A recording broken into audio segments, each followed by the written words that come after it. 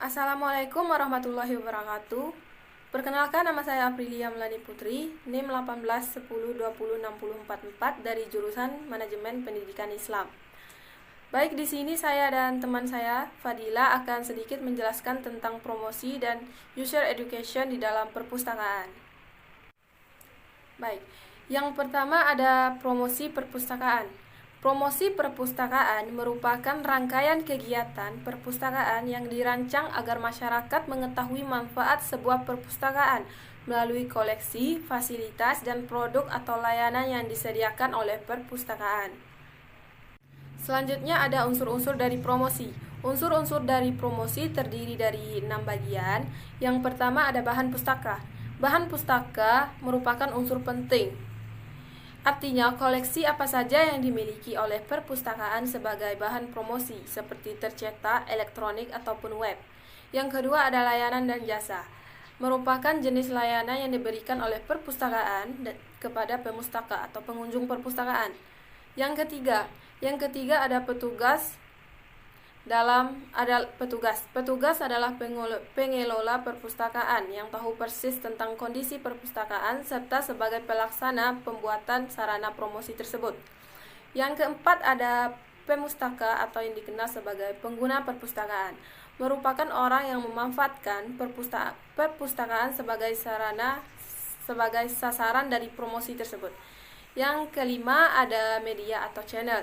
Media atau channel adalah saluran atau peralatan yang dipakai sebagai sarana penyampaian promosi dari perpustakaan tersebut.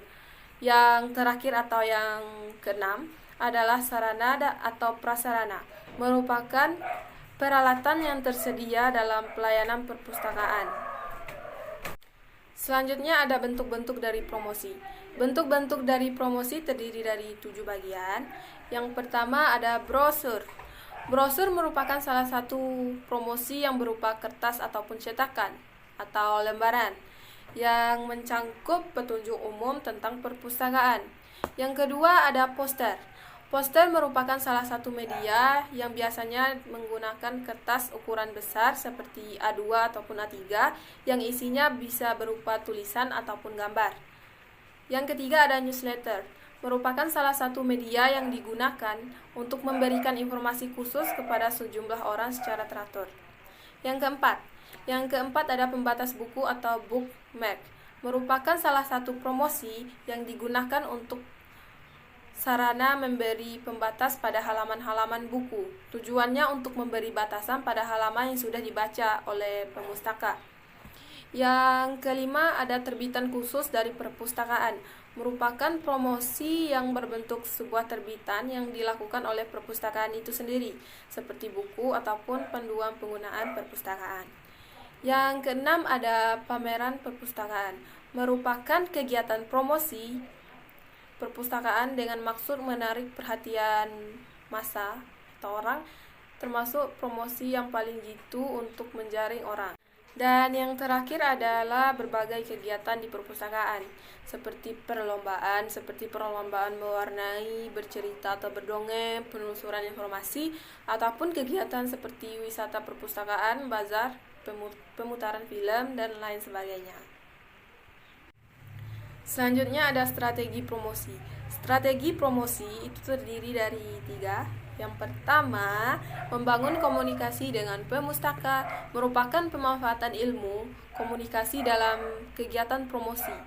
Oleh karena itu, diperlukan kemampuan dalam berkomunikasi dengan pemustaka, lingkungan, fasilitas, dan bahan pustaka yang ada. Yang kedua ada membangun kerjasama dengan pihak ketiga. Pada dasarnya tidak ada perpustakaan yang mampu memberikan layanan berupa pemenuhan semua kebutuhan pemustaka. Oleh karena itu, perlu dibangun kerjasama terutama dalam layanan promosi. Kerjasama dapat dilakukan dalam kegiatan sehari-hari secara insidental. Dan yang terakhir atau yang ketiga adalah membuat program promosi, yaitu dapat meliputi seperti penetapan sasaran atau prioritas, menentukan prosedur atau tindakan, serta menyusun rencana kerja.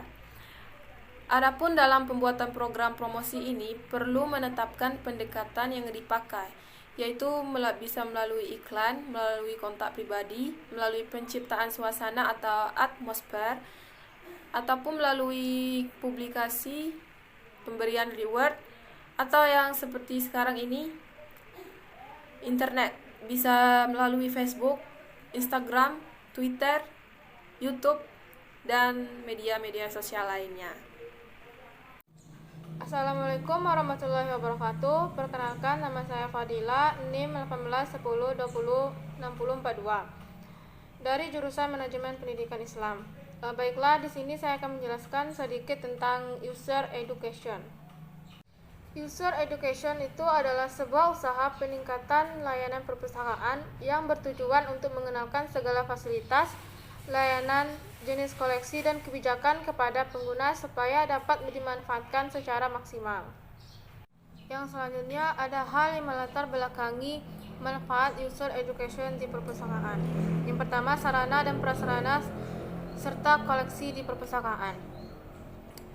Sarana dan prasarana serta koleksi di perpustakaan merupakan suatu investasi yang sangat besar.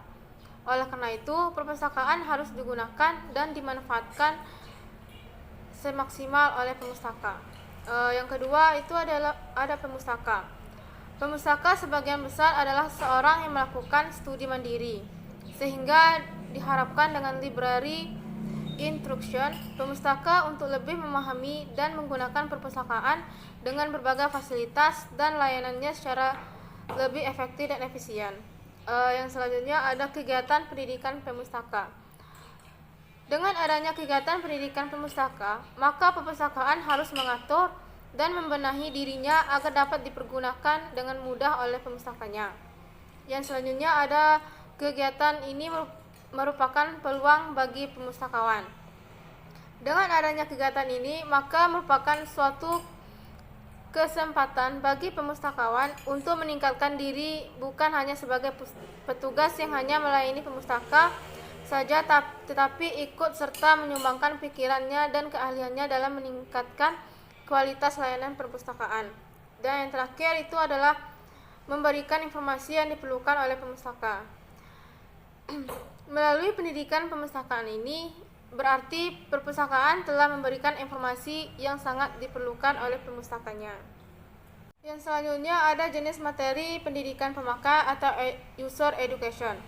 Yang pertama itu ada orientasi perpustakaan. Di dalam orientasi perpustakaan, materi yang diajarkan itu yang pertama pengenalan gedung perpustakaan, seperti lokasi, luas gedung, ruang baca, tempat pelayanan koleksi, dan lain-lain.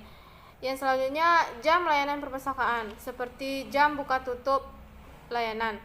Yang ketiga, jenis-jenis layanan apa saja yang diberikan, seperti layanan mingguan, cadangan, majalah, koleksi khusus, dan lain-lain. Yang selanjutnya ada pengenalan alat bantu penelusuran, seperti katalog manual atau kartu katalog dan katalog elektronik. Selanjutnya ada pengenalan perpustakaan elektronik, seperti perpustakaan digital, jurnal elektronik, baik yang dilanggan atau yang free trial. Dan yang terakhir itu ada pengenalan beberapa sumber pustaka, seperti subjek umum, ilmu murni, teknologi, juga bahan-bahan rujukan. Yang kedua itu pengajaran perpustakaan. Materi yang diberikan itu yang pertama orientasi perpustakaan, seperti pengenalan perpustakaan. Yang kedua teknik penggunaan indeks, katalog, bahan-bahan rujukan, dan alat-alat bantu bibliografi. Yang ketiga penggunaan bahan atau sumber pustaka sesuai dengan masing-masing bidang keilmuan atau program studi pustaka, dan teknik-teknik penelusuran informasi. Yang selanjutnya ada teknik user education. Yang pertama itu ada ceramah atau kuliah di kelas, yaitu berupa pengenalan perpustakaan diberikan di kelas, berupa ceramah atau kuliah dilengkapi dengan demonstrasi alat peraga.